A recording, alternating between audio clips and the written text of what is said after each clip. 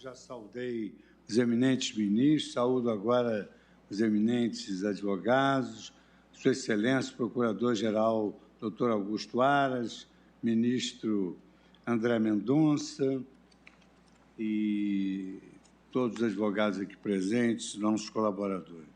Vamos dar início à abertura da 9ª sessão ordinária do plenário do Supremo Tribunal Federal, na data de hoje, 7 de abril de 2021. Iniciaremos pela leitura da ata da sessão anterior. Ata da 8ª sessão extraordinária do plenário do Supremo Tribunal Federal, realizada por videoconferência em 25 de março de 2021. Presidência do senhor ministro Luiz Fux. Presentes à sessão os senhores ministros Marco Aurélio, Gilmar Mendes, Ricardo Lewandowski, Carmen Lúcia, Dias Toffoli, Rosa Weber, Roberto Barroso, Edson Fachin, Alexandre de Moraes e Nunes Marques. Vice-Procurador-Geral da República, Dr. Humberto Jaques de Medeiros. Abriu-se a sessão às 14h23, sendo lida e aprovada a ata da sessão anterior. Não havendo nenhuma observação, considero aprovada a ata. Senhores ministros, recebi do Tribunal Superior Eleitoral um ofício cujo tema versa sobre a vaga de ministro efetivo na classe de jurista.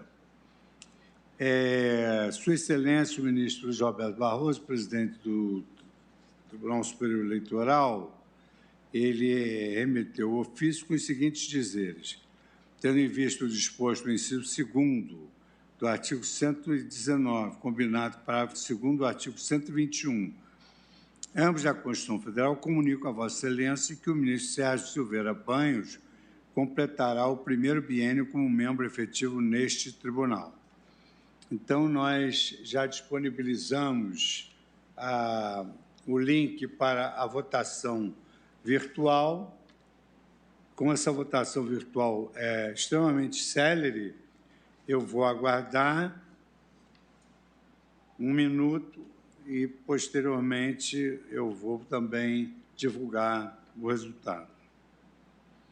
Seguirá uma lista tríplice para a Presidência da República.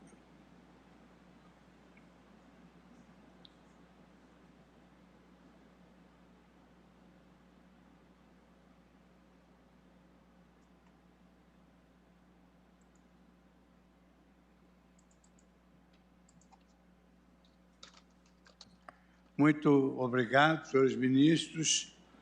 Então, os nomes que serão encaminhados serão Sérgio Silveira Banhos, atual membro efetivo, Carlos Bastide Horbach, atual membro suplente, e Carlos Mário da Silva Veloso Filho, atual membro suplente. Cumprida essa primeira etapa, eu chamo para julgamento o referendo de medida cautelar em arguição de descumprimento fundamental de preceito fundamental 811, da relatoria do ministro Gilmar Mendes e procedente de São Paulo, a ação que leva ao número 811. Então, para iniciar, eu passo a palavra à Sua Excelência, o ministro Gilmar Mendes, para o relatório, porque teremos aqui um número bastante expressivo de sustentações orais. Com a palavra, Sua Excelência, o ministro Gilmar Mendes. Boa tarde, presidente. Boa tarde, senhoras ministras, ministra Carmen Lúcia, ministra Rosa Weber. Boa tarde, senhores ministros, senhor advogado-geral da União, senhor procurador-geral da República, senhores advogados. Como já foi dito, presidente, trata-se de medida cautelar em arguição de descumprimento de preceito fundamental proposta pelo Diretório Nacional do Partido Social Democrático, PSD, contra o artigo 2º, inciso 2A, do Decreto número 65.563, de 12/3/2021, do Estado de São Paulo, que vedou a realização de cultos, missas e demais atividades religiosas de caráter coletivo. Eis o teor do texto normativo impugnado. As medidas emergenciais instituídas por este decreto consistem na vedação de 2. Realização de cultos, missas e demais atividades religiosas de caráter coletivo. Alega o autor que o referido ato normativo, um decreto sobre a justificativa de instituir medidas de contenção à transmissão do novo coronavírus, estabeleceu restrições totais ao direito constitucional à liberdade religiosa e de culto das religiões que adotam atividades de caráter coletivo, criando tanto proibição inconstitucional quanto discriminação inconstitucional, tendo em vista a existência de práticas religiosas que não possuem ritos que envolvem atividades coletivas. Ao proceder à vedação em causa, o ato impugnado incorreria, diz o requerente, em violação ao direito à liberdade religiosa e de culto, artigo 5º, inciso 6º da Constituição. Assim o afirma por reputar que é sabido que as duas religiões cristãs mais expressivas, do ponto de vista quantitativo, adotam rituais cuja atividade coletiva é indispensável. Para os protestantes, de forma geral, o culto é absolutamente indispensável. Por outro lado, no caso das missas católicas, a atividade coletiva é indispensável para celebrar a comunhão e, portanto, professar a fé. Reputa o autor que o ato impugnado também padece de inconstitucionalidade ao desconsiderar o dever de laicidade que se espera de uma república como a do Brasil, a teor do artigo 19(1) da Constituição, que proíbe aos estados de embaraçar o funcionamento ou manter com eles ou seus representantes relações de dependência ou aliança, ressalvada na forma da lei a cooperação de interesse público. De modo a sublinhar o suposto teor desproporcional da restrição à hora combatida, argumenta que a única hipótese em que o exercício da liberdade religiosa poderia ser proibido, nos termos em que o decreto o proíbe, é após a decretação do estado de sítio, com fundamento no artigo 137(2) da Constituição. Ilustra outro sim a inadequação da proibição absoluta com a notícia de julgado da Suprema Corte dos Estados Unidos.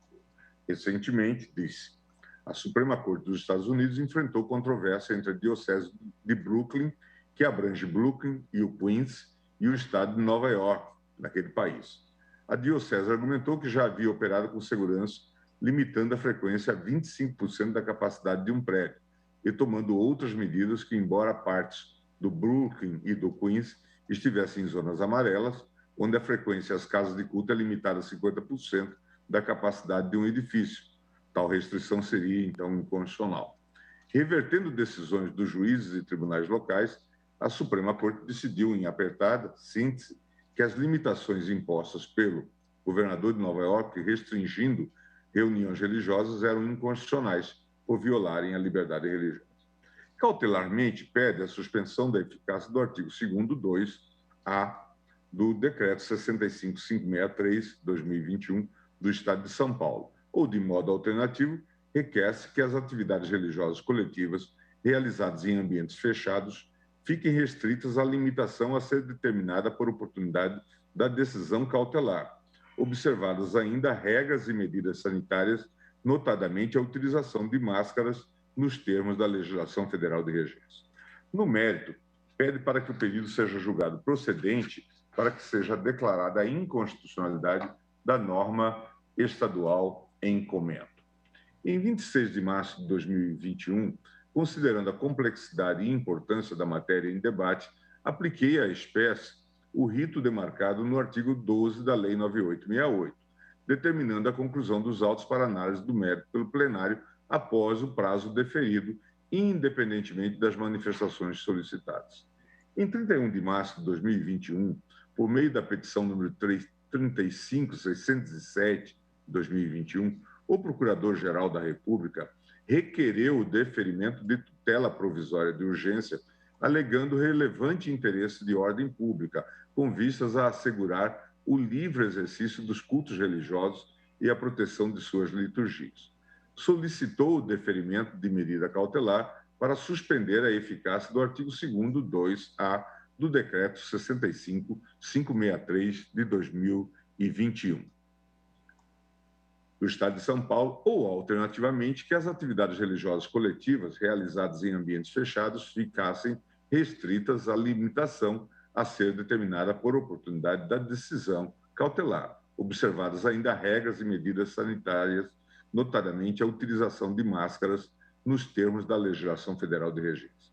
Sustentou em síntese que, se por um lado o atual cenário de enfrentamento da epidemia de Covid-19 impõe a adoção de medidas que visam ao máximo evitar atividades coletivas, de outro, o mesmo cenário igualmente impõe ao Estado o dever de assegurar assistência religiosa mediante o livre exercício de culto, inclusive as atividades religiosas necessariamente presenciais e coletivas como forma de proteção da saúde mental e espiritual da população.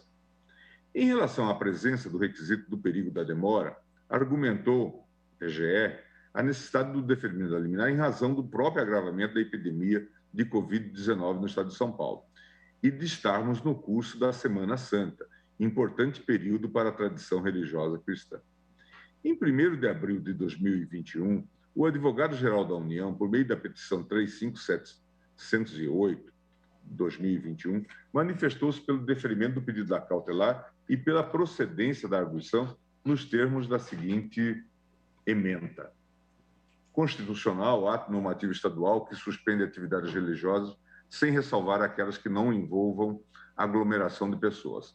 Alegada violação à liberdade de religião e à laicidade do Estado. Mérito: o cenário extraordinário da pandemia admite a adoção de medidas restritivas pelo poder público, as quais devem observar o critério da proporcionalidade e os parâmetros da jurisprudência dessa Suprema Corte. É possível afirmar, desde logo, que a restrição total de atividades religiosas, inclusive sem aglomerações, não atende aos requisitos da proporcionalidade. Excessivo impacto sobre o direito à liberdade de religião, sem que demonstrada a correlação de fundamentação técnica apropriada e com respeito às competências privativas de outros entes. Caso essas condições de legitimidade sejam descumpridas, deve prevalecer a regência geral estabelecida nas normas federais sobre o tema. Manifestação pelo deferimento do pedido de cautelar e pela procedência da arguição. A sucessão de petições atravessadas nos autos me levou a examinar o pedido de medida cautelar formulado na inicial. Em 5 de abril de 2021, não vislumbrando presentes os requisitos de fumus boni iuris e de periculum in mora, deneguei a medida cautelar pleiteada e solicitei a imediata inclusão do feito em pauta com a urgência possível, presidente. O governador do Estado de São Paulo prestou informações. Ao sustentar a constitucionalidade da norma, reforçou que a norma impugnada constitui regra excepcional e temporária, com expresso termo final de eficácia, 11 de abril de 2021. Informa que a medida excepcional de vedação de atividades coletivas que possam gerar aglomeração, como as missas, cultos, eventos esportivos, etc., visa garantir o direito fundamental à vida e à saúde da população, uma vez que os índices de evolução da pandemia aumentavam de forma alarmante em 11 de março de 2021, quando publicado o decreto aqui impugnado.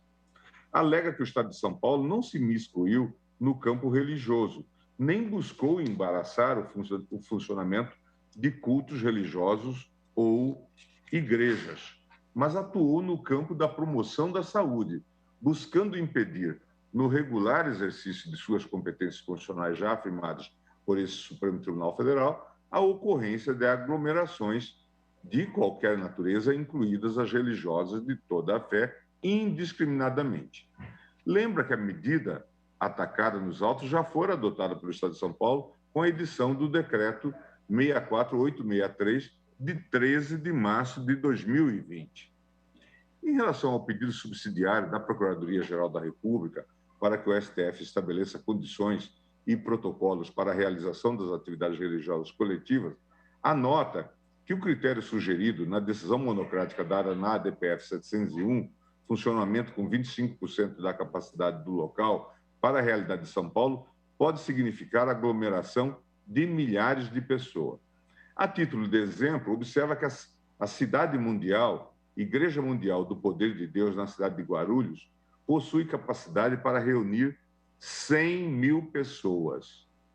O Santuário Nacional de Nossa Senhora Aparecida, na cidade de Aparecida, tem capacidade para 75 mil pessoas. O Templo Glória de Deus, Igreja Pentecostal Deus é Amor, na cidade de São Paulo, 60 mil pessoas. No Templo de Salomão, Igreja Universal do Reino de Deus, na cidade de São Paulo, cabem 10 mil pessoas. A Catedral da Sé, na capital, comporta 8 mil pessoas sentadas. O Estado, ao mesmo tempo em que pede a denegação da medida cautelar pleiteada nestes autos, requer, por extensão, a revisão da medida cautelar concedida na ADPF 701 pelo ministro Nunes Marques. Por meio da petição 36155 de 2021, o Procurador-Geral alega a prevenção do ministro Nunes Marques, relator da ADPF 701, para análise da presente ADPF.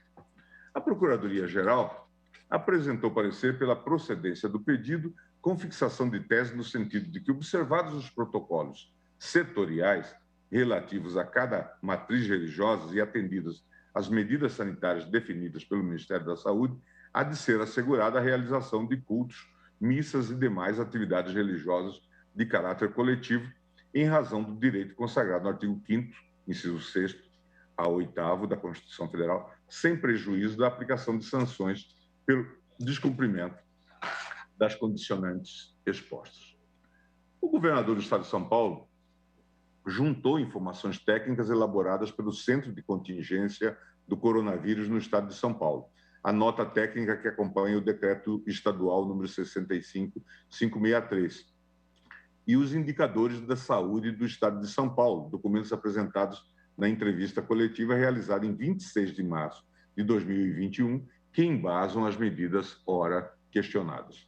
Deferiu o ingresso no feito na condição de amicus curiae ao Ministério Público do Estado de São Paulo, ao Instituto Brasileiro de Direito e Religião, à Associação Nacional de Juristas Evangélicos e ao Diretório Nacional do Partido Trabalhista Brasileiro, ao Centro Brasileiro de Estudos em Direito e Religião, à Associação Centro Dom Bosco de Fé e Cultura, à Frente Nacional de Prefeitos, à Associação Instituto Santo Anastácio de Fé e Cultura, ao Partido Cidadania, ao Conselho Nacional dos Conselhos de Pastores do Brasil e ao Conselho Nacional de Pastores e Líderes Evangélicos Indígenas. É esse, presidente, o breve relatório. Muito obrigado, ministro Gilmar Mendes, por esse breve relatório. E agora, então, vou passar a palavra, primeiramente, à Advocacia Geral da União, ministro Luiz de Almeida Mendonça. Mas o requerente não...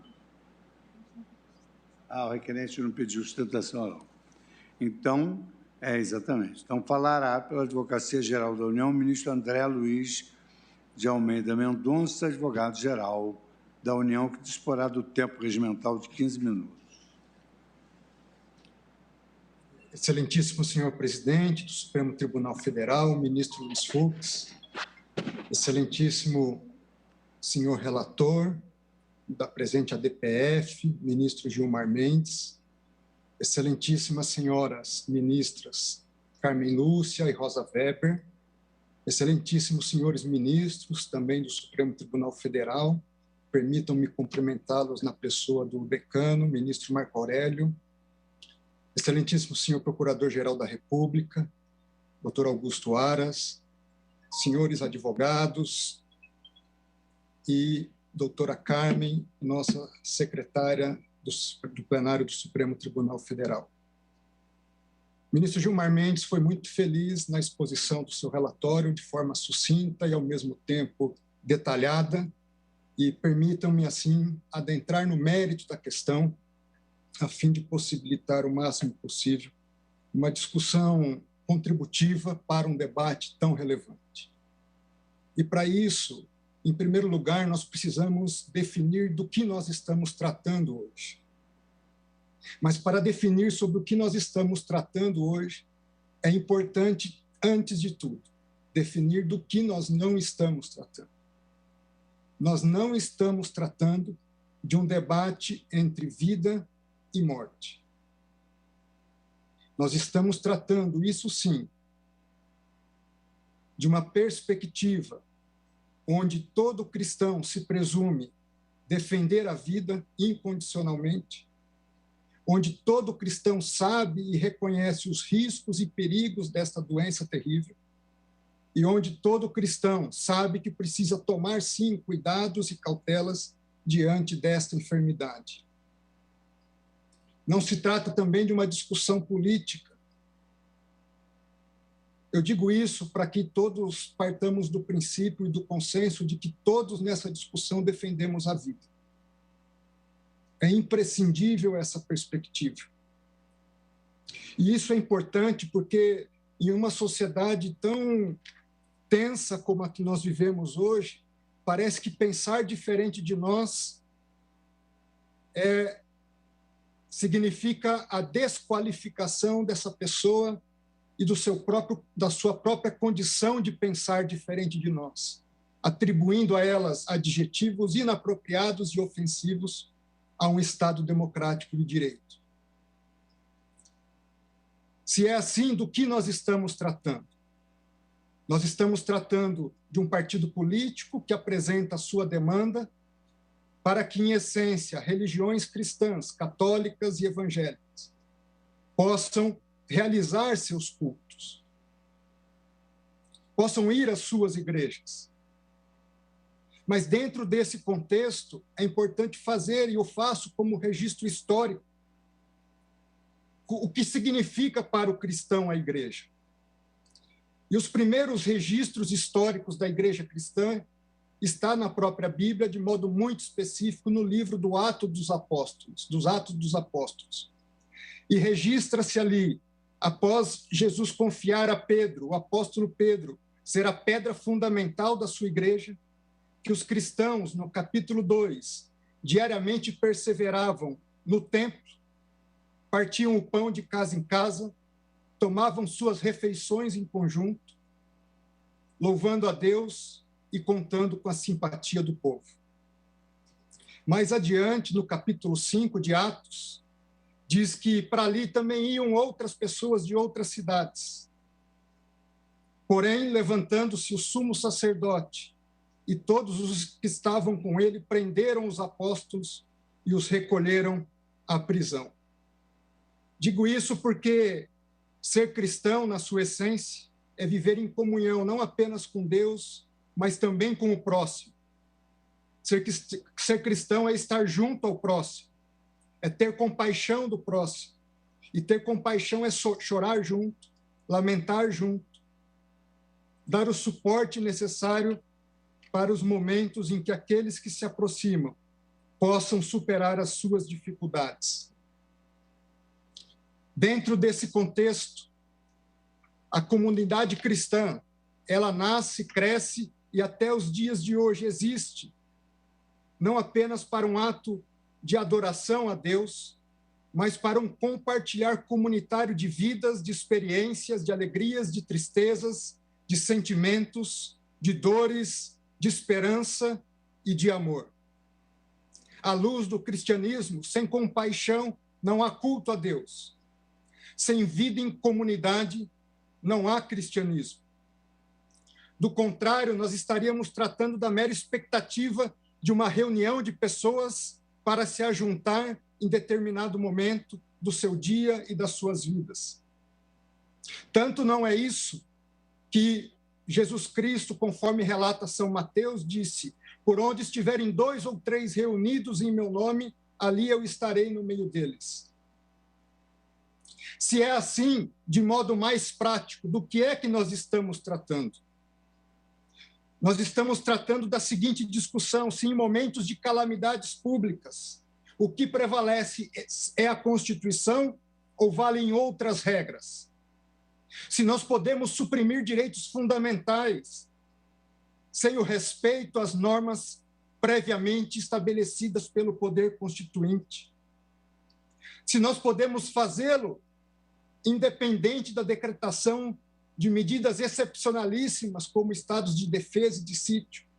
E aqui registro, não os defendo, não é o caso de medidas como essa. A verdade é que sabemos, sim, que o Supremo Tribunal Federal delegou aos estados o poder de estabelecer medidas restritivas às atividades da comunidade. Mas até que ponto essa delegação foi um cheque em branco? O governador e o prefeito podem fazer qualquer medida sem sequer passar pelo poder legislativo local? Não existe controle? Não se tem que respeitar proporcionalidade? Não se impedem medidas autoritárias e arbitrárias? Se autoriza a rasgar a Constituição?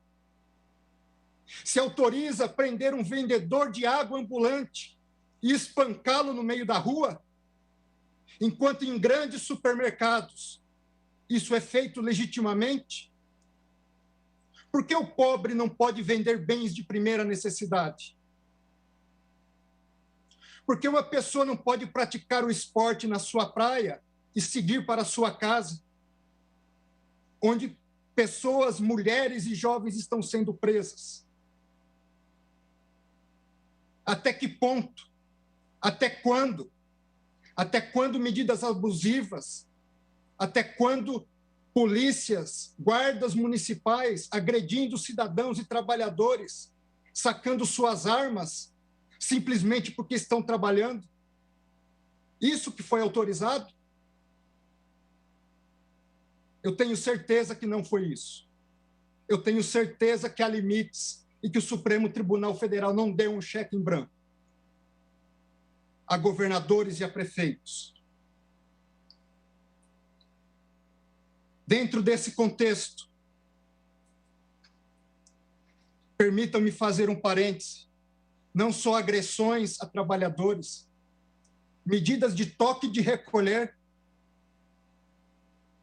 Medida de toque de recolher é incompatível com o Estado democrático de direito. Medida de toque de recolher não é medida de prevenção à doença. É medida de repressão própria a estados autoritários.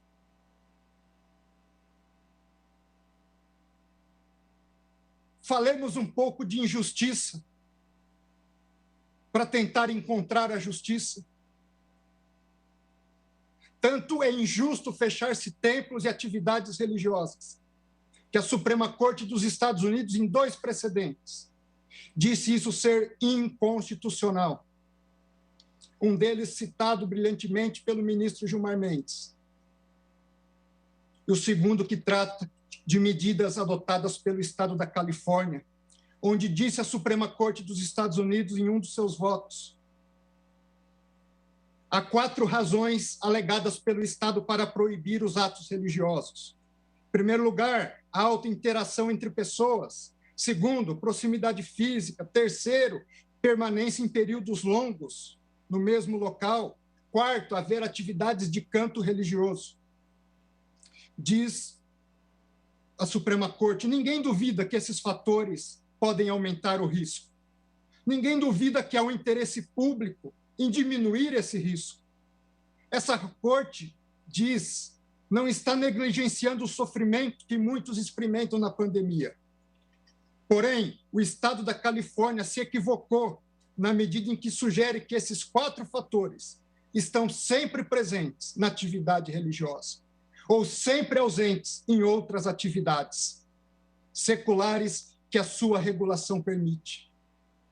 O Estado da Califórnia não buscou explicar por que não poderia enfrentar essas preocupações legítimas com regras mais brandas do que o banimento completo dos cultos. Em segundo lugar, vamos comparar situações fáticas similares. Como estão nossos ônibus, nossos trens, nosso transporte aéreo? Nossas secretárias do lar continuam passando 1h30, 2 horas, em ônibus, trens e metrôs superlotados para estarem nos servindo em nossos lares. Hoje nós vamos pegar um avião, tomamos cautela ao entrar no aeroporto, na fila do saguão do aeroporto, mantemos distanciamento e sentamos como uma lata de sardinha, um colado no outro, dentro dos aviões. Foram impedidas reuniões presenciais de trabalho? os governadores fecharam os sindicatos para suas reuniões, fecharam as associações, fecharam-se partidos políticos. Por que somente as igrejas? Por que essa discriminação? As igrejas, segundo a OMS, o Brasil é o campeão mundial em transtornos de ansiedade. Segundo lugar no mundo em transtornos depressivos que podem levar ao suicídio.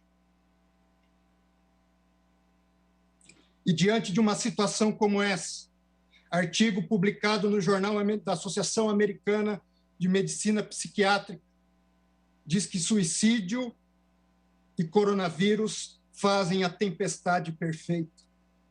E diz um dos trechos do artigo: a frequência semanal a serviços religiosos foi associada a uma taxa de suicídio 5 vezes menor em comparação com aqueles que não frequentam atividades religiosas semanais. No Japão, aumento de 70% no número de suicídios de mulheres em outubro de 2020. Só que, diferentemente de Japão e Estados Unidos, o pobre brasileiro não pode pagar psicólogo. Muitas das vezes é o padre, é o pastor, que está em locais onde o Estado sequer se faz presente. O primeiro a ouvir seus dilemas, suas dificuldades, as agressões que sofrem no lar, a falta de pão, a falta de amizade e de contato com as pessoas. Artigo publicado por Cássia Coelho diz que as atividades religiosas são essenciais no enfrentamento do coronavírus. Ela diz, elas trazem sentido de esperança, reflexão sobre o processamento da testagem positiva, ajuda de várias dimensões no cuidado à saúde, fortalece a humanidade das pessoas. Senhores ministros, senhoras ministras, a Constituição brasileira não compactua com o fechamento absoluto e a proibição das atividades religiosas. Não compactua com a discriminação das manifestações públicas de fé. Tanto é assim que remédios excepcionalíssimos da própria Constituição não admitem sequer esse tipo de medidas que estão sendo adotadas regionalmente. Não há cristianismo, e aqui eu concluo, sem vida comunitária. Não há cristianismo sem a casa de Deus. Não há cristianismo sem o dia do Senhor. É por isso que os verdadeiros cristãos não estão dispostos jamais a matar por sua fé, mas estão sempre dispostos a morrer para garantir a liberdade de religião e de culto. Que Deus nos abençoe, tenha piedade de nós, e eu começo por mim. Muito obrigado. Muito obrigado, doutor André Luiz de Almeida Mendonça, pela sua sustentação brilhante. E agora falará pelo governador do Estado de São Paulo, doutor Rodrigo Menicucci, que é o procurador do Estado de São Paulo. Disporá também do tempo de 15 minutos. Excelentíssimos senhores ministros, excelentíssimas senhoras ministras. Como foi dito, a DPF busca a declaração de inconstitucionalidade de decreto do Estado de São Paulo que restringiu as atividades coletivas presenciais até o dia 11 de abril, como medida de combate à contenção ao coronavírus. Entre essas atividades estão as atividades coletivas religiosas, que o autor busca afastar do espectro normativo do decreto. Durante a pandemia, esse Supremo Tribunal Federal tem desempenhado um papel central na garantia da estabilidade institucional e na proteção do direito à vida. Hoje, mais uma vez, esse plenário é chamado a assegurar a forma federativa de Estado e de assentar que a vida dos brasileiros constitui valor íncito ao constitucionalismo contemporâneo e não apenas um número nas estatísticas da Covid-19. No tocante ao federalismo, é fora de dúvidas que o decreto do Estado de São Paulo foi editado dentro das competências constitucionais em matéria de saúde e de acordo com a ADI 6341, por meio da qual esse Supremo Tribunal Federal consolidou o entendimento no sentido que compete a todos os entes federativos legislar e editar medidas de combate à pandemia. Em relação à proteção constitucional do direito à vida, é preciso que se diga que a edição do decreto visou a redução do número de mortes.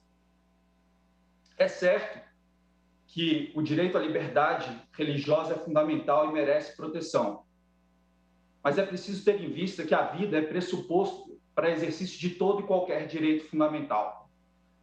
Sem vida, não há liberdade religiosa. Sem vida, não há direito a ser assegurado. Por outro lado, é preciso ponderar que as restrições constantes do decreto não impedem a liberdade religiosa. Elas apenas conformam o exercício da atividade religiosa em prol do direito à vida e para o enfrentamento de uma pandemia que assola o Brasil. Portanto, não houve vulneração do núcleo essencial do direito fundamental. É plenamente possível a realização de cultos por meio de rádio, de televisão e de internet, inclusive com alcance maior de pessoas, dada a ausência de limitações de ordem física e geográfica. A pandemia impôs adaptações em diversas esferas da vida, também ligadas à dignidade da pessoa humana, nas relações de trabalho, nas relações de ensino e até no seio do núcleo familiar. Todos nós tivemos de nos adaptar para que no exercício cívico em prol da sociedade salvássemos vidas. Esse mesmo raciocínio deve ser aplicado às atividades religiosas.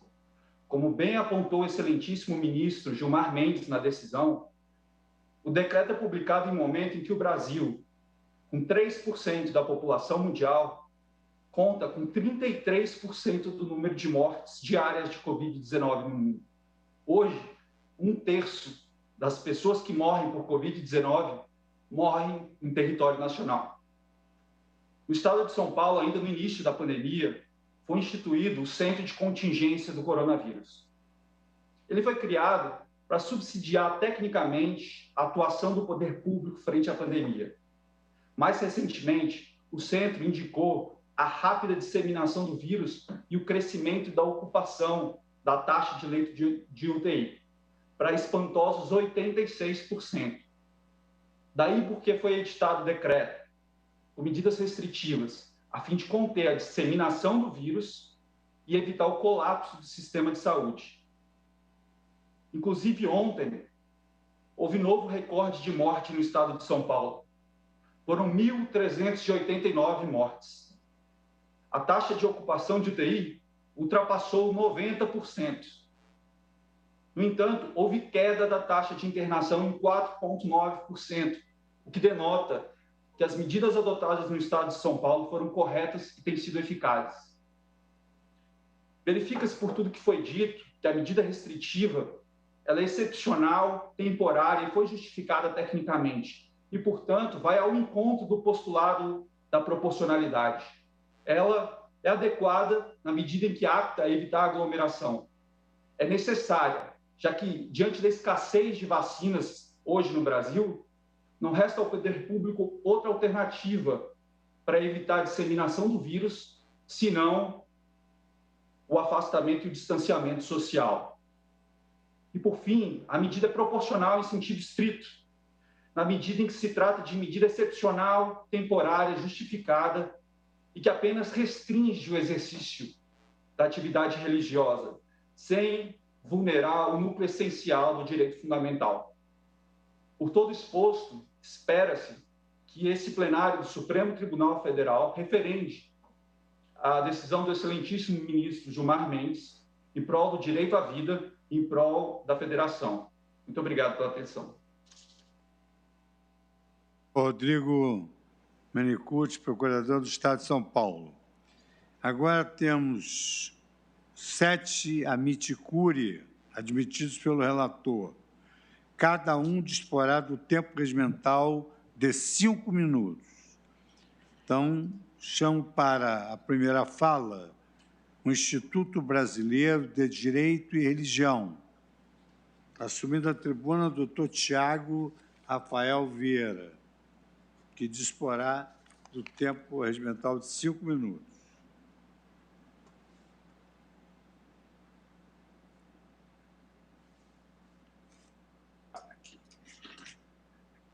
Som?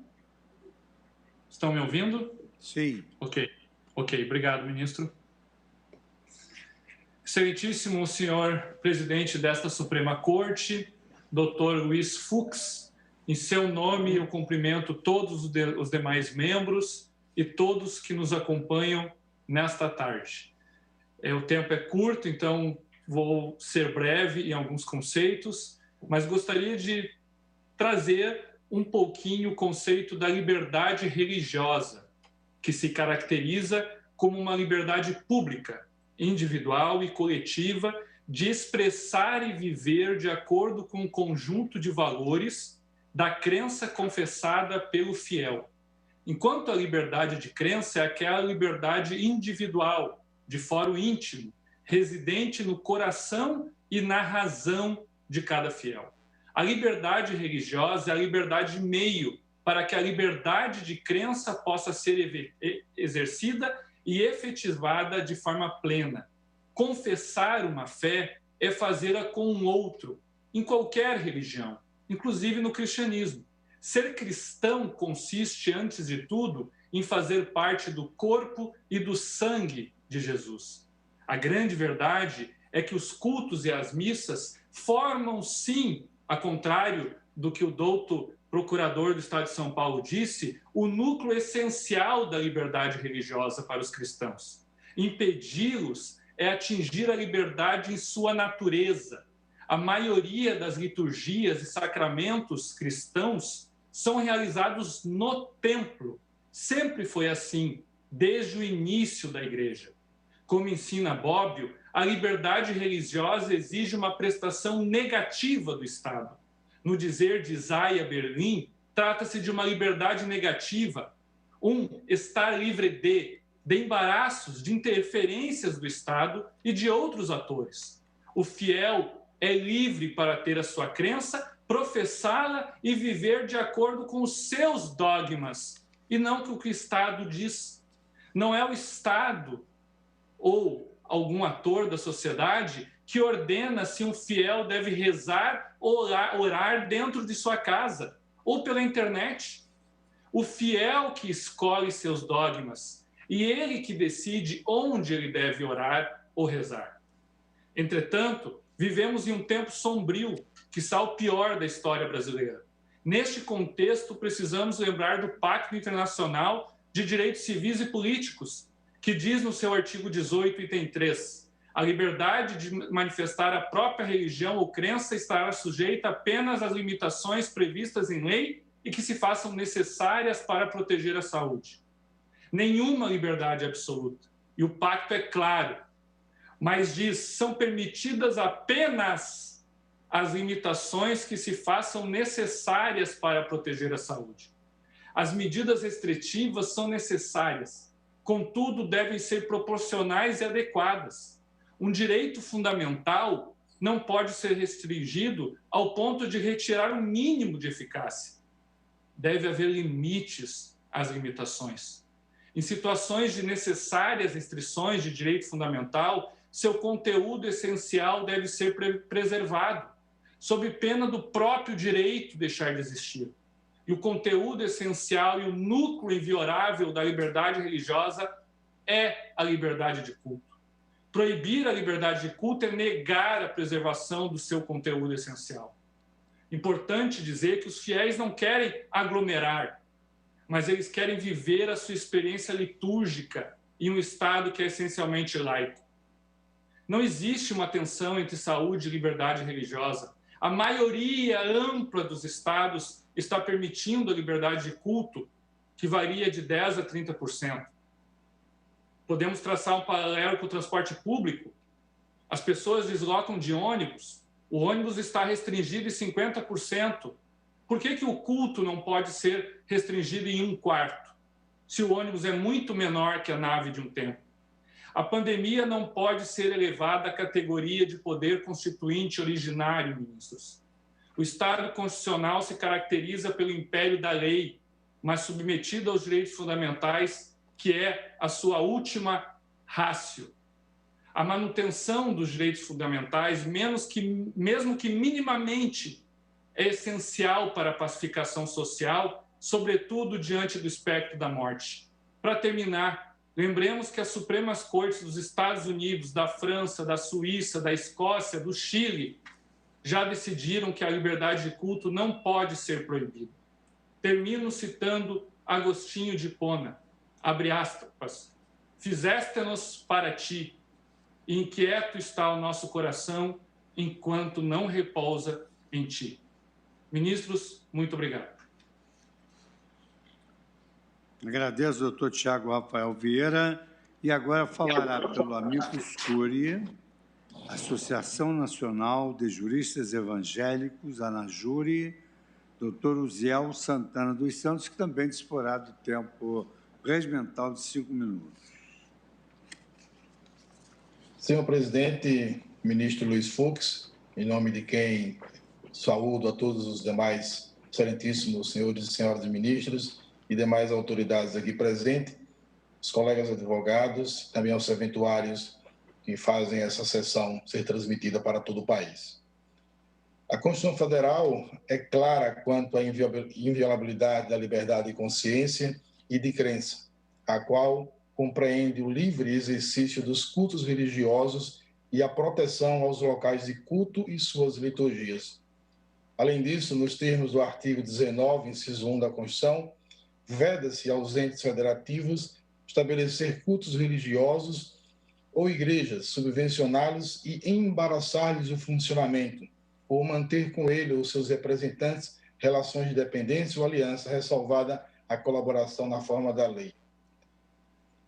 Essa DPF 811, em que uma norma do Estado de São Paulo está em discussão, ela é importante nesse contexto do nosso país.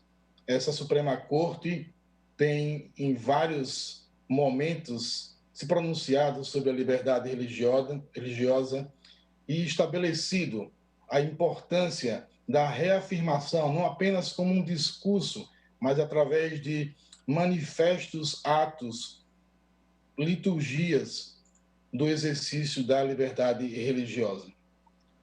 Interessante notar que o Estado de São Paulo, durante todo o ano 2020, emitiu 3 decretos específicos sobre atividades religiosas e em nenhum momento ali onde a pandemia era desconhecida, estabeleceu-se a proibição completa, não só restrição, mas a proibição completa da atividade religiosa. Ao contrário, recomendou-se às igrejas em todo o país, em todo o Estado. E, nesse sentido, as igrejas cooperaram com o Estado de São Paulo. Muda-se o cenário, o Estado de São Paulo teve a oportunidade de aumentar os seus leitos de UTI, como fez, criar novas medidas, mas somente em 2021, em março, é que não só restrições, mas uma verdadeira vedação completa. Os colegas já mencionaram aqui que a Suprema Corte americana, que a Suprema Corte da Escócia, da França, do Chile, se pronunciaram recentemente sobre o direito de liberdade religiosa. E eu queria mencionar especificamente um ponto da decisão da Suprema Corte Escocesa, onde o juiz diz que não cabe a eles ou aos demandados ditar os requerentes ou a parte adicional que, doravante ou mesmo durante a pandemia, a adoração seja conduzida online. Esta pode ser uma alternativa à adoração, mas não é adoração. No máximo, para os requerentes, na linguagem moderna, é uma adoração light. Do mesmo modo, o Conselho de Estado francês diz claramente que a liberdade de culto tem o caráter de uma liberdade fundamental e diz que isso comporta également, parmi ses composés essentiels, le droit de participer coletivamente, ou seja, o direito que as pessoas têm de participar coletivamente, porque a adoração ela é comunitária. A Anajure, desde o ano passado, criou um observatório para receber de todo o país denúncias sobre flagrantes violações às liberdades civis fundamentais, em especial a liberdade religiosa. Isso consta nos autos. Recebemos mais de 60 denúncias, decretos estaduais e municipais sem nenhum limite, em que se previa, inclusive, que a administração da comunhão pudesse ser na forma como o decreto estabeleceu. Nunca vimos isso na história do nosso país, o Estado tentar determinar como a Santa Ceia deve ser realizada. Nós esperamos, Supremo Tribunal Federal, excelentíssimos senhores ministros, que a resposta do Supremo Tribunal para essas denúncias, para esses casos, seja uma resposta que contemple, sim, o direito à saúde e às questões sanitárias, mas também a liberdade religiosa. Como bem disse, certa feita neste plenário, a nossa querida ministra Carmen Lúcia, o Estado se separa da religião, mas o ser humano não se separa da sua fé. A liberdade religiosa é o primeiro direito humano fundamental. E nesse tempo de pandemia, as igrejas são absolutamente essenciais, como disse a OMS, em reiteradas manifestações desde a década de 90, para que as pessoas possam ser acolhidas. E as restrições, elas são bem-vindas, como disse a Suprema Corte do Chile, mas a proibição total viola flagrantemente a Constituição e os tratados internacionais dos quais o nosso país é signatário. Muito obrigado. Muito obrigado, doutor Zial Santana dos Santos, da Associação Nacional de Juristas Evangélicos. Falará agora pelo amicus curiae, Diretório Nacional do Partido Trabalhista Brasileiro, PTB, o doutor Luiz Gustavo Pereira da Cunha, também disporá do tempo regimental de 5 minutos.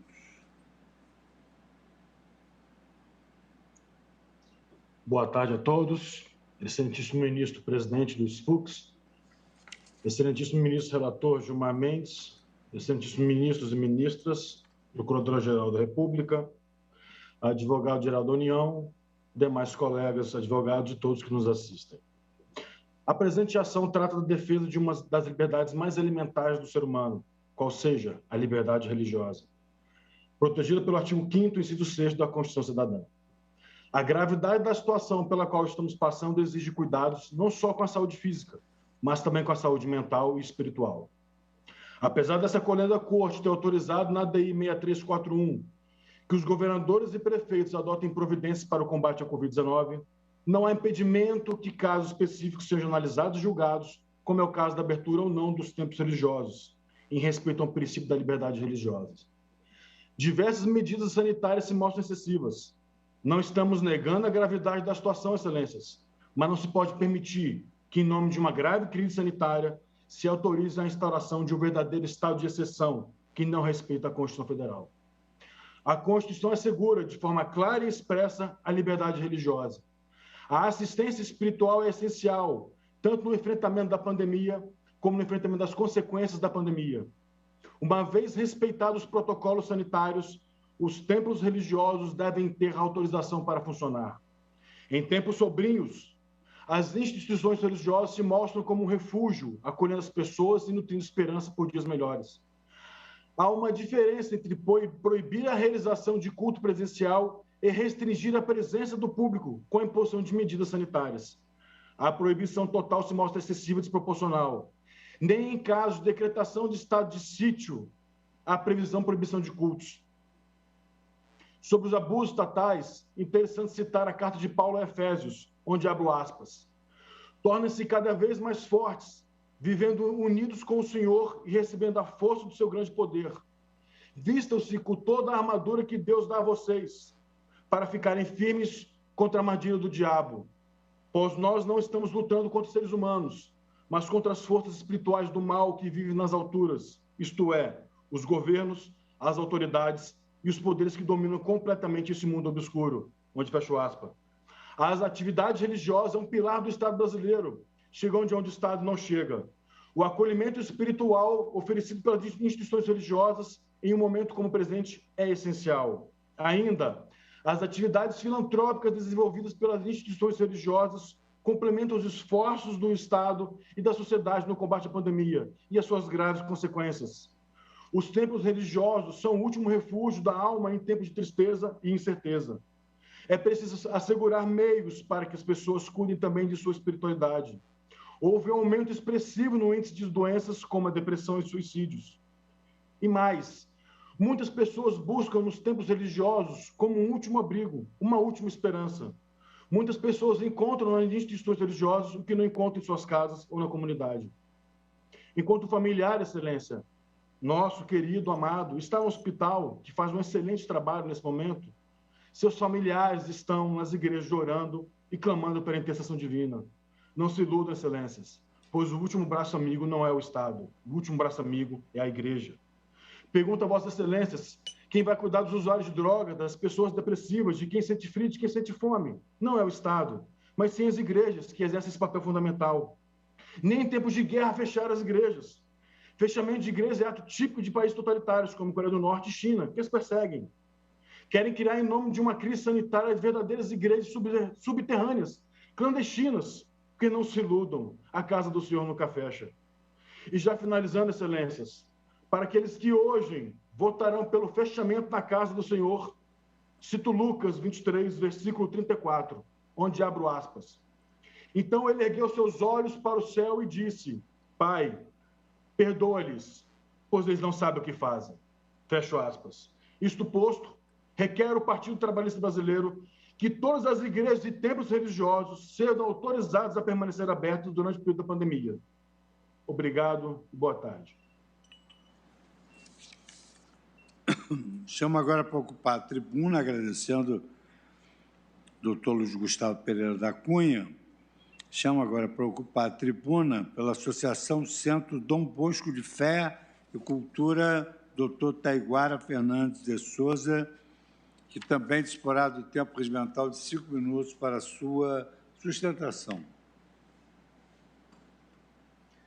Excelentíssimo senhor presidente, excelentíssimo senhor relator, excelentíssimos senhores ministros, senhoras ministras, a liberdade religiosa não é exercível apenas em privado, mas também no espaço público.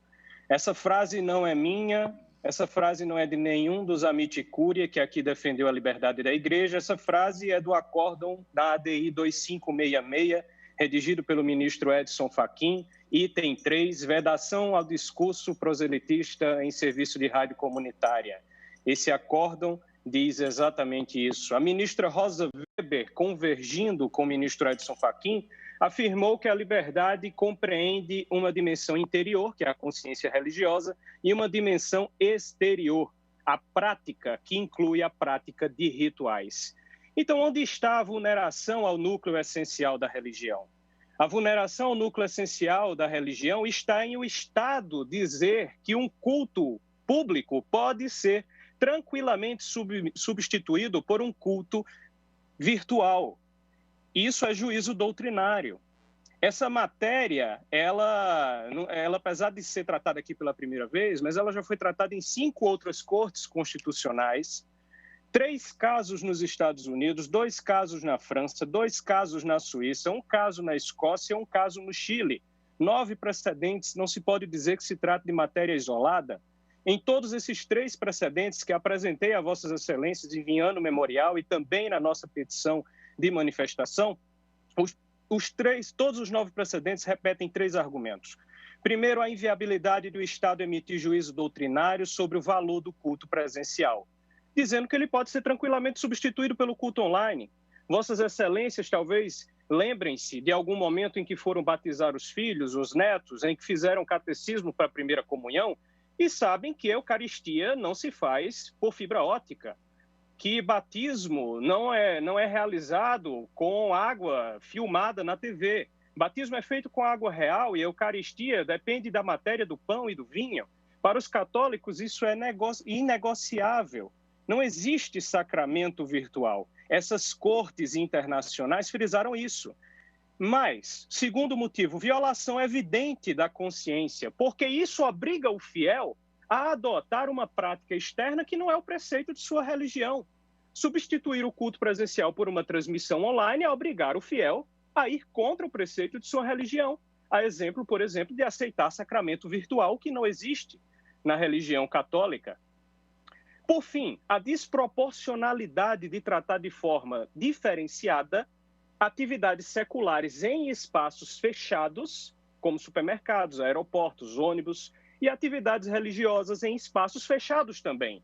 Rigorosamente, elas se exercem pelos mesmos meios materiais, então podem estar submetidas às mesmas medidas sanitárias. Na Escócia, se realizou o teste de inteligência da medida pelo Lord Braid, que diz que sim, o valor é importante, a defesa da saúde, nenhuma igreja discorda disso, mas a medida sacrifica inteiramente outro direito, quando pode adotar intervenções menos gravosas. Isso é um precedente do último dia 24 de março. Na França, se disse que existe um caráter desproporcional no objetivo de saúde pública, sacrificando a liberdade do culto presencial. Na Suíça, se disse que o caso coloca um problema grave de proporcionalidade.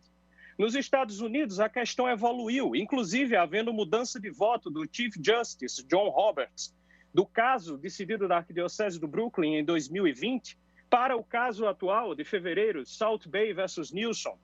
O Chief Justice mudou o seu voto da proibição para a liberação, ficando, então, o caso decidido por 6-3, não apenas 5-4. Inclusive, o Justice Stephen Breyer disse que o Estado de Nova York deveria procurar meios de reconhecer apropriadamente os interesses religiosos, no caso de 2020. E o Justice Stephen Breyer foi um voto dissidente. Então, Excelências, não existe como a liberdade religiosa não ser exercida sem a sua permissão pública, presencial e física. Não existe sacramento online. Essa é a vulneração ao núcleo essencial da religião. Eu termino citando o ministro Victor Nunes Leal, em Coronelismo, Inchado e Voto, quando disse que os governos estaduais reforçam a sua garantia de posição forte para manter esse sistema político. A única defesa contra o coronelismo é a Constituição, que garante expressamente a liberdade de religião em sua feição pública. Obrigado, Excelências.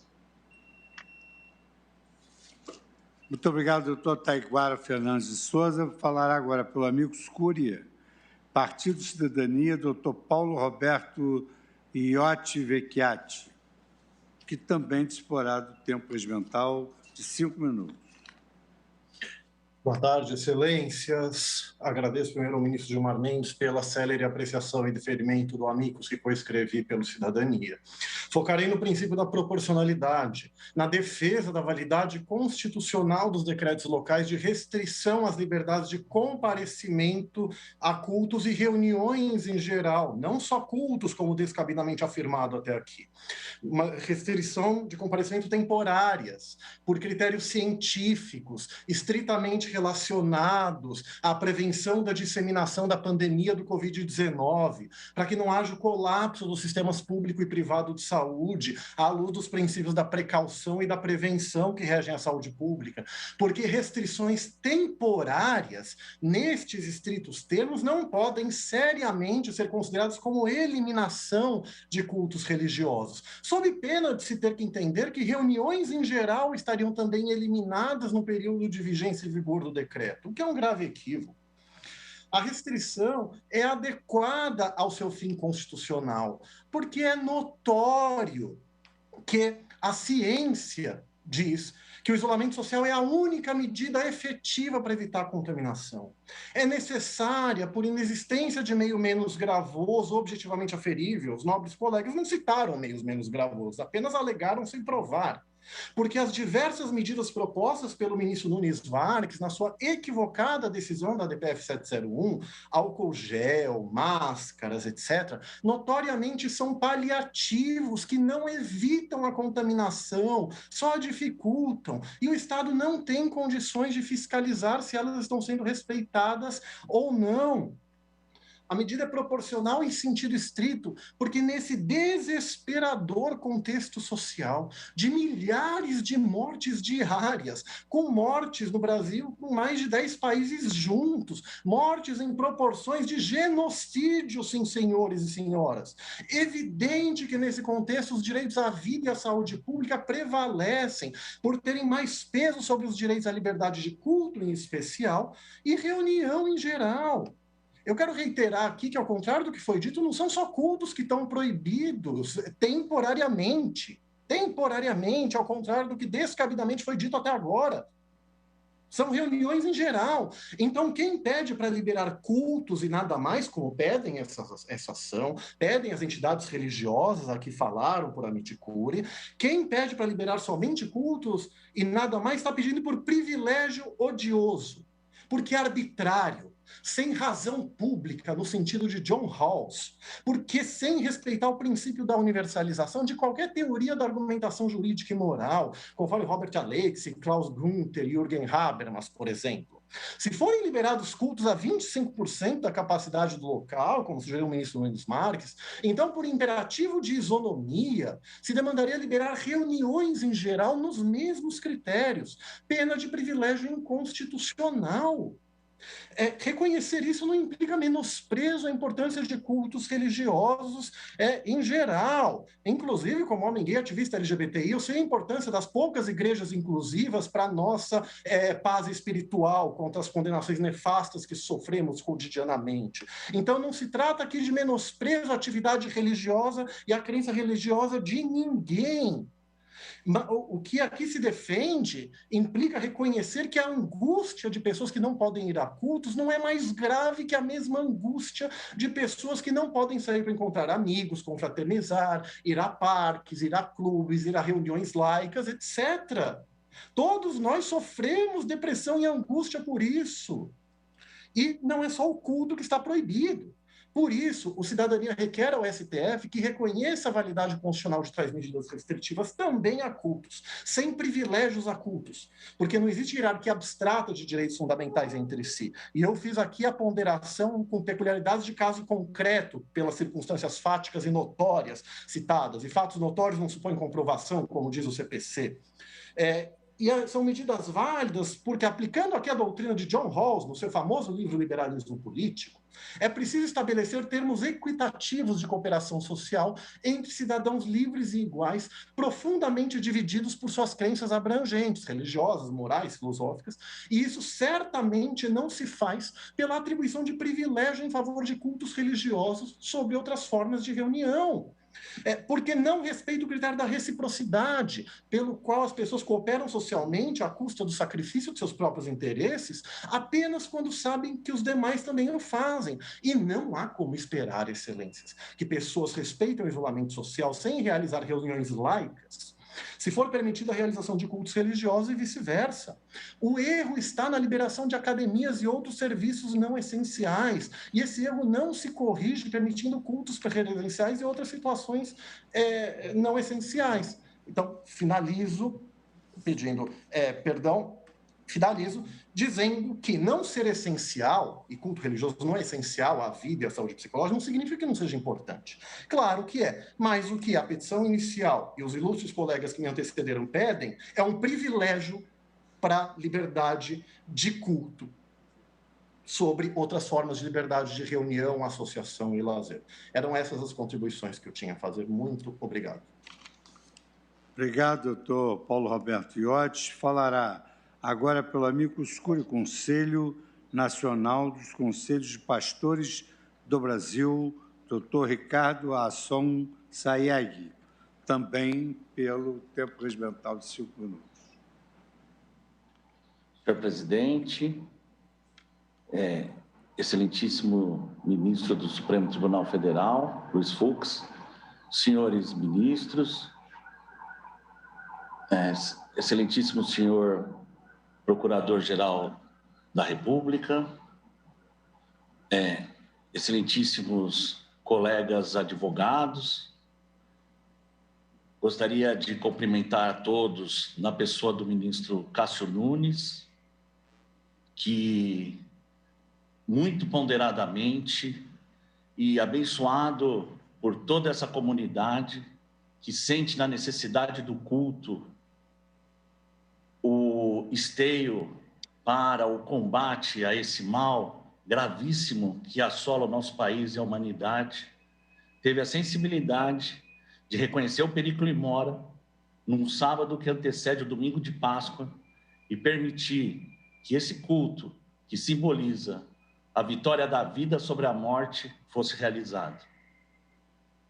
Eminente ministro, na linha de todos os grandes ministros dessa corte, o senhor, felizmente, a ocupa e tem se revelado digno da sua investidura.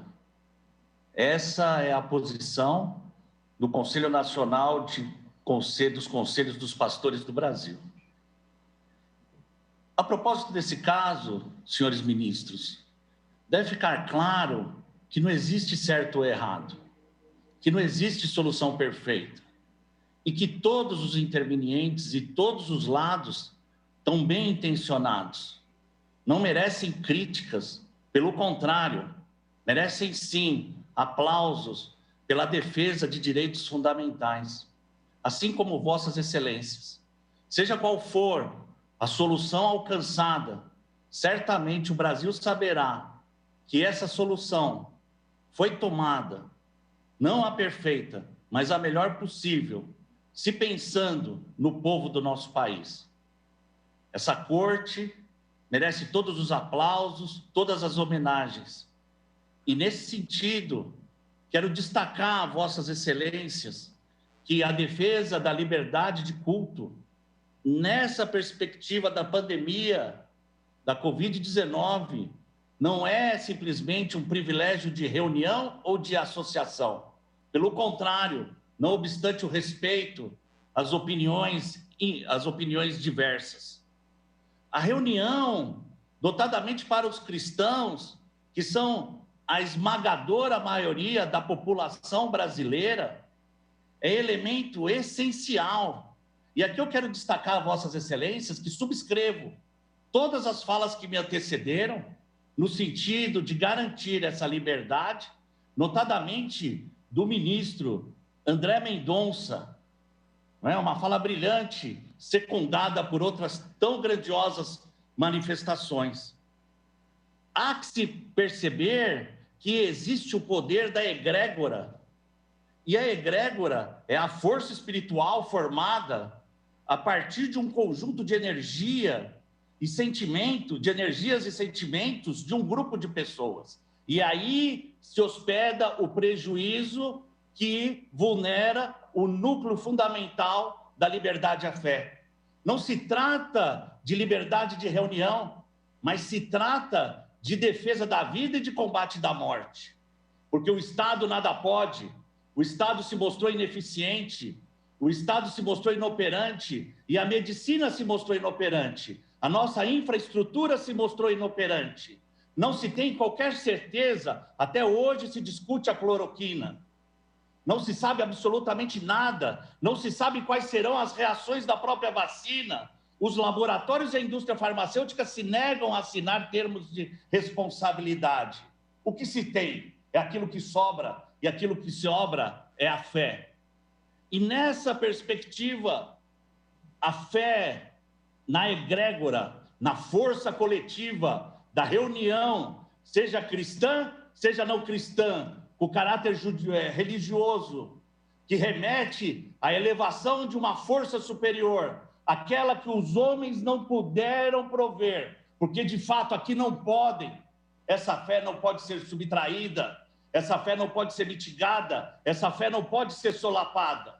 As pessoas não vão à igreja nesses momentos para simplesmente se reunir ou manter um convívio social. Elas vão lá para combater a morte, e é nesse ponto de instrumento claro de combate à morte que se hospeda o direito à participação e à formação dessa força espiritual da egrégora, que não pode ser subtraída nem mitigada.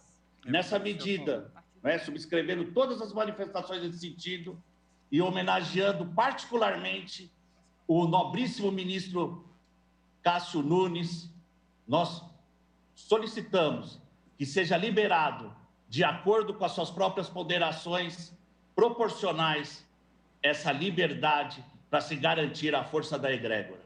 Muito obrigado, senhores ministros. Muito obrigado a todos. Muito obrigado, doutor Asson Sayeg. Falará pelo amicus curiae Conselho Nacional de Pastores e Líderes Evangélicos Indígenas, doutor Walter de Paula Silva. Excelentíssimo senhor ministro Luiz Fux, presidente dessa egrégia corte, excelentíssimo ministro relator, Gilmar Mendes, a quem nós devemos honrar as nossas homenagens por causa da excepcional agilidade em examinar o pedido de amicus curiae feito pelo Conselho Nacional de Pastores e Líderes Indígenas. Eu cumprimento os demais ministros, na pessoa da ministra Rosa Weber, ilustre vice-presidente, procurador Augusto Aras, procurador-geral da República, colegas advogados, ilustres colegas advogados. Em primeiro lugar, eu quero destacar que os inimigos da liberdade, eles se unem e eles vêm aqui unidos, não é? Sempre as mesmas pessoas, sustentar contra a liberdade de expressão, a liberdade de culto.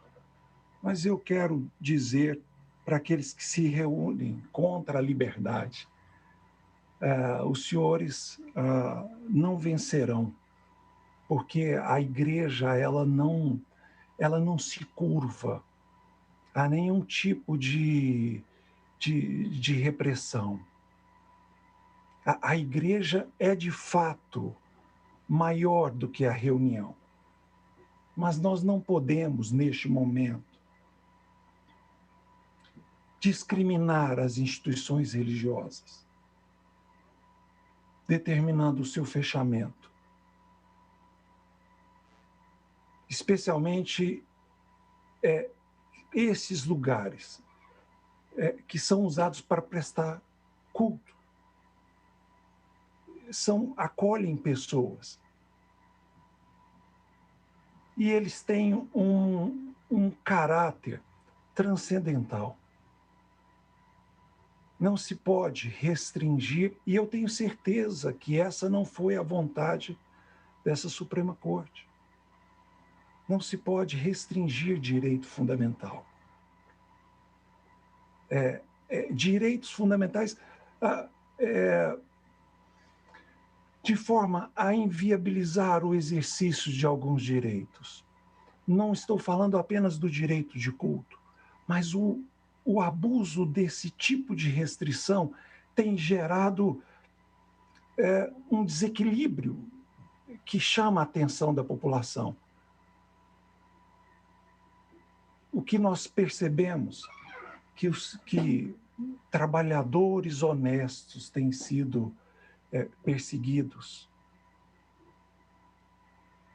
que pessoas que respeitam a vida têm restringido o direito fundamental, que precisa de ser reconhecido por esta Corte. Nós estamos vivendo um momento de dificuldade, mas a restrição de direitos fundamentais não se pode. Nós não podemos delegar isso ao livre arbítrio e à medida livre dos governadores e dos prefeitos. Nós precisamos em tempos de dificuldade, garantir esses direitos. Eu quero dizer que a liberdade se dá pela garantia dos direitos que já foram, inclusive, reconhecidos pelo ordenamento jurídico internacional e nacional. Mas se uma militância houver contra o povo de Deus, a liberdade, então, não virá pelo reconhecimento livre desse direito, mas pelo juízo. E nós lembramos do que aconteceu na Páscoa dos judeus. O juízo veio porque alguns se sentiam, de fato, superiores ao reconhecimento daquilo que as pessoas tinham, que era a liberdade. Mas esse sentido também é o sentido cristão e máximo, que foi conquistado com o sangue do Senhor Jesus. Nesse sentido, é a nossa palavra, que seja reconhecido também o direito aos cultos, respeitadas todas as medidas sanitárias, como outras associações e outros tipos de reunião têm acontecido no nosso país. Essa é a minha palavra. Obrigado, doutor Walter de Paula Silva. Falará pelo último amicus curiae admitido a Associação Instituto Santo Anastácio de Fé e Cultura, através da palavra do doutor Caian Acácio da Silva, que também disporá do tempo regimental de 5 minutos.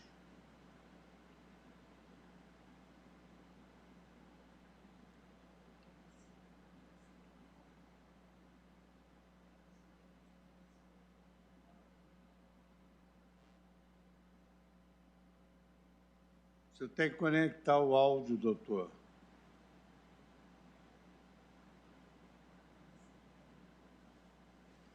Olá, estão me ouvindo? Estou.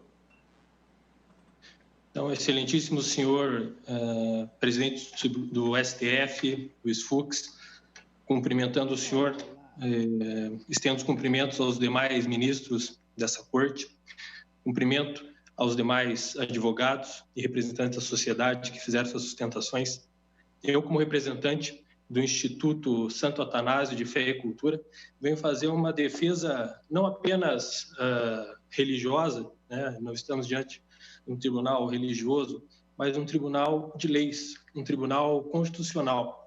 Então, a despeito da minha fé e da fé dos associados, eu acredito que a principal defesa, o principal argumento para essa presente ADPF seja o sopesamento entre dois princípios que estão presentes na nossa Constituição, quais sejam o direito fundamental à saúde e o direito fundamental à liberdade religiosa e à liberdade de crença.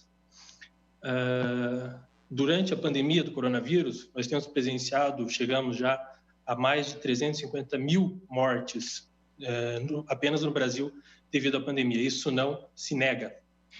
De outra face, esse contexto de mortes, de contaminação, de crise sanitária, representa um estado de grande calamidade, de grande depressão e ansiedade nas pessoas. Tem vários estudos da própria FGV, da própria Fiocruz, determinando, né, constatando o aumento, o acréscimo de pessoas com depressão na sociedade. Aproximadamente 50% das pessoas já se sentiram com depressão durante a pandemia.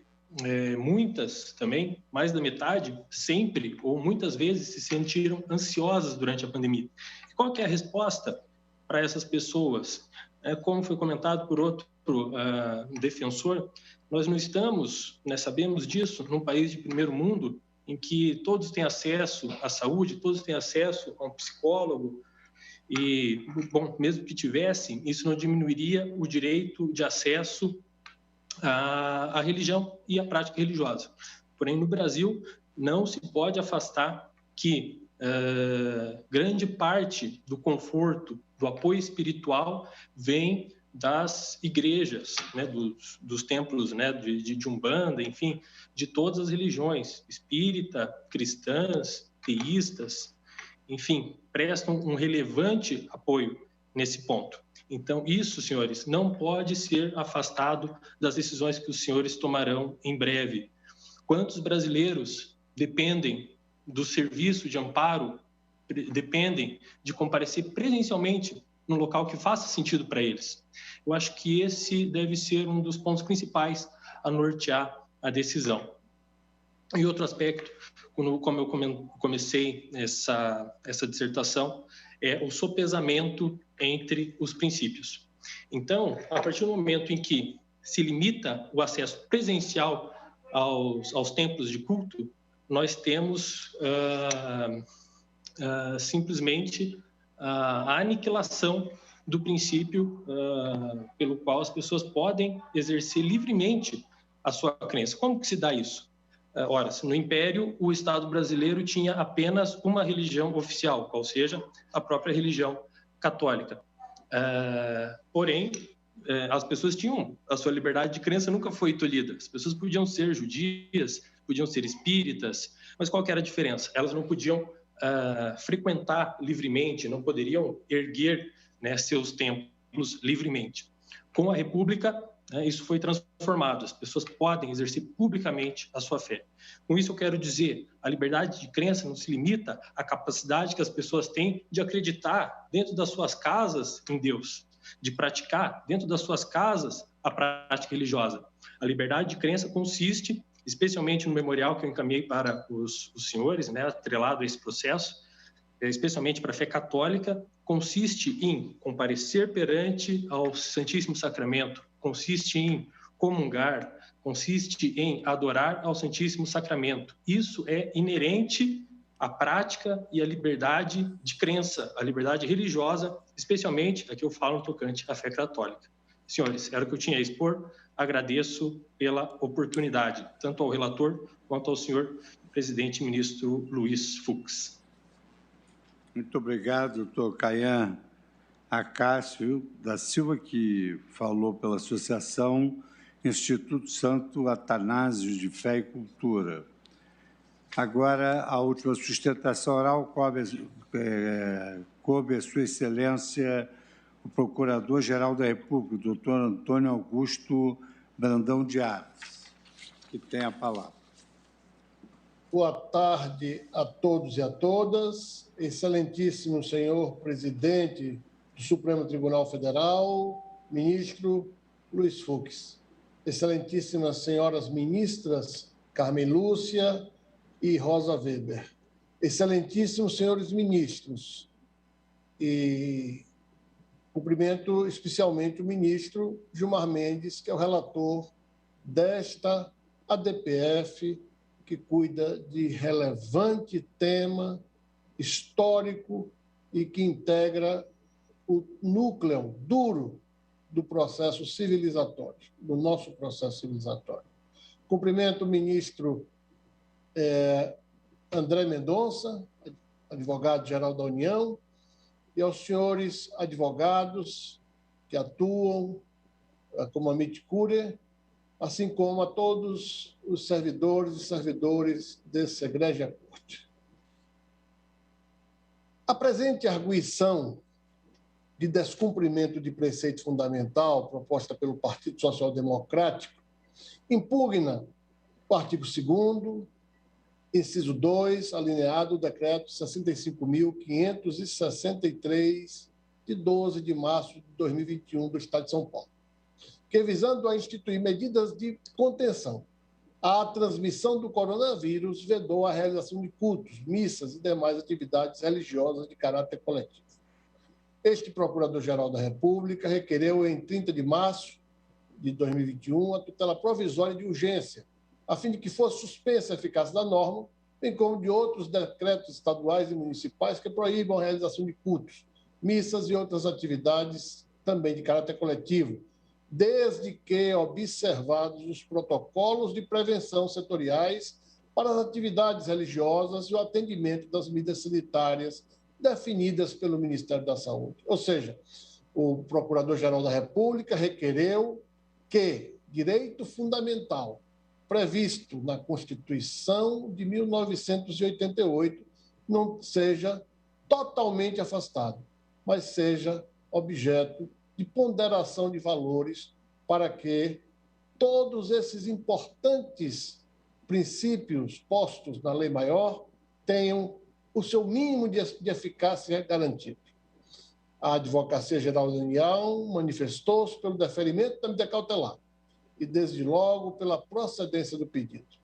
Verifiquei a identidade parcial de objetos entre essa arguição e a de número 701, na qual a ANAJURE requeriu a suspensão dos efeitos de todos os decretos. E tem por relator o ministro Cássio Nunes. Por isso, suscitei a hipótese de conexão e a prevenção do ministro Cássio Nunes nos termos do artigo 77b do Regimento Interno da Suprema Corte, visto como óbvio desses institutos processuais da prevenção e da conexão para evitar as decisões contraditórias já existentes e que desservem à segurança jurídica. Este é um assunto que pode ser posto pelo eminente presidente, se entender como de direito, para apreciação prévia da nossa sustentação. No mérito, a questão de constitucional discutida não envolve aspecto orgânico funcional de repartição de competências, pois estados e municípios têm competência concorrente e autonomia para estabelecer regras de isolamento social, como já afirmado por essa Suprema Corte, quando referendou, de maneira unânime, a medida cautelar considerada na ADI 6341. O que está em debate é a inconstitucionalidade material de decretos, ante o direito fundamental da liberdade de culto, independentemente da esfera federativa de origem, que veiculem a proibição total da abertura de templos. A demanda está posta nos lindes da restrição total, a direitos e garantias fundamentais de liberdade religiosa, de exercício de culto, da liberdade de expressão e da liberdade de ir, vir e de ficar. Todas cláusulas pétreas inseridas em distintos incisos do artigo 5º da Constituição Federal. Aqui é importante fazer um registro. Em um passado recente, o mundo vivenciava uma tensão entre constitucionalismo e democracia. Hoje, a conflituosidade deslocou-se para a restrição de direitos fundamentais no contexto da pandemia.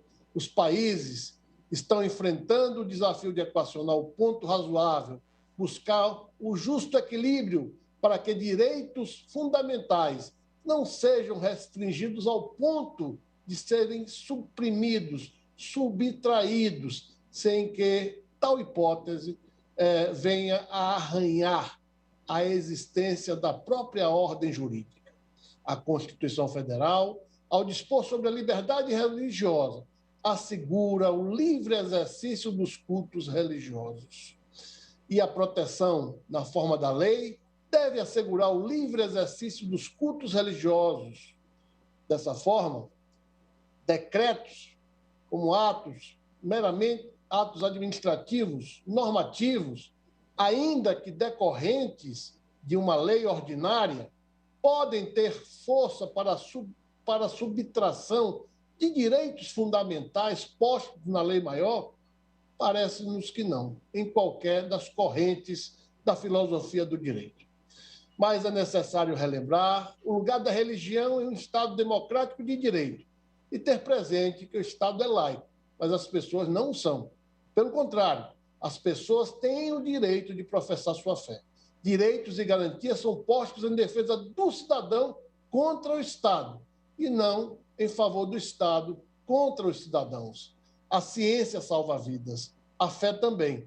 Fé e razão, que estão em lados opostos no combate à pandemia aqui, nesse debate, nesse processo, nesses autos, caminham lado a lado, em defesa da vida e da dignidade humana, compreendida em suas múltiplas dimensões, abrangendo a saúde física, mental e espiritual. Não há oposição entre fé e razão, como assim já demonstraram e defendem os epistemólogos contemporâneos, onde a ciência não explica, a fé traz a justificativa que lhe é inerente. Inversamente, onde a fé explica, também onde a ciência explica, a fé também traz o seu contributo. Não é à toa que a medicina está cheia de casos de placebos e casos de resistência que evoca, entre muitas hipóteses não previstas propriamente na farmacologia ou em outro qualquer tratamento científico.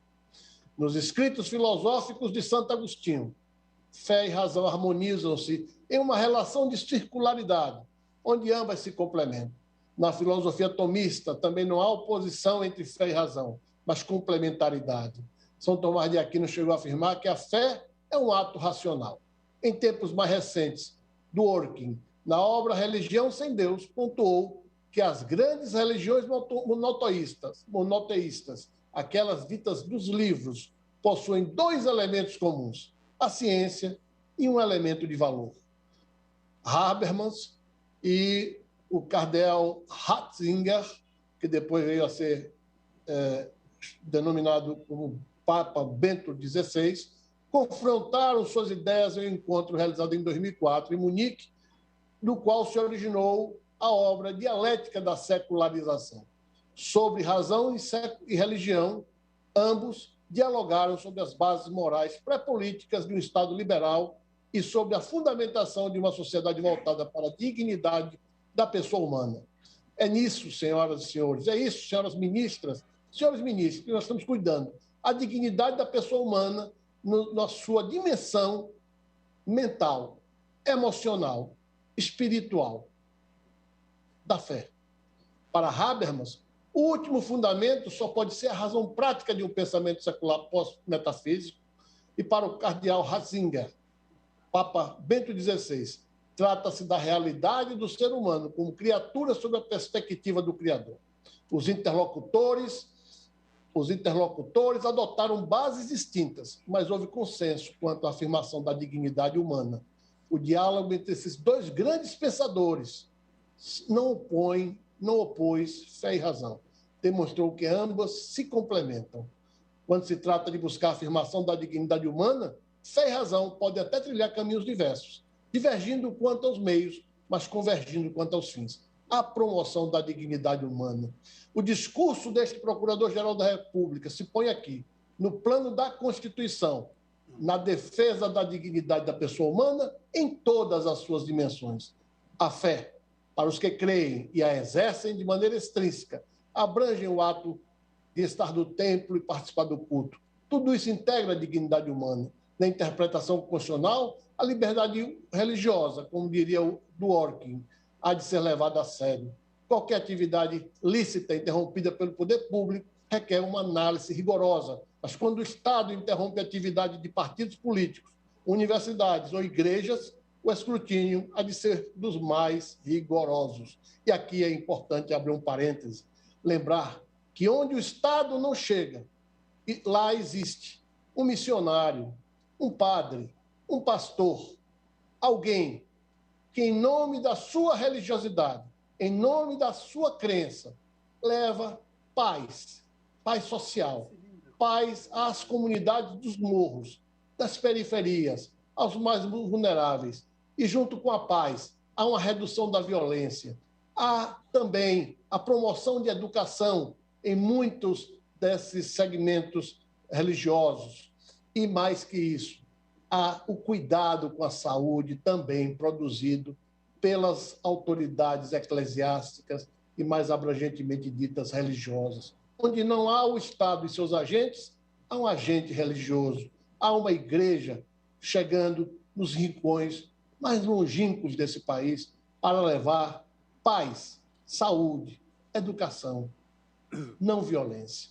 Esta Igreja Suprema Corte tem hoje uma oportunidade de reafirmar e assegurar um dos direitos fundamentais mais antigos e mais caros ao ser humano, concretizando o legislador constituinte de 88, que avançou em relação às constituições pretéritas, denominando a lei maior vigente de a Constituição Cidadã. O direito ao livre exercício dos cultos religiosos tem como elemento intrínseco o direito de estar no templo e participar do culto. A Constituição de 88, portanto, assegurou o culto público coletivo. Os exemplos são, os templos são o asilo inviolável pelo Estado, são a casa na qual se realiza o culto coletivo. E mais, do aspecto tipicamente constitucional, o ordenamento jurídico brasileiro confere especial proteção ao direito fundamental que debatemos nesse momento.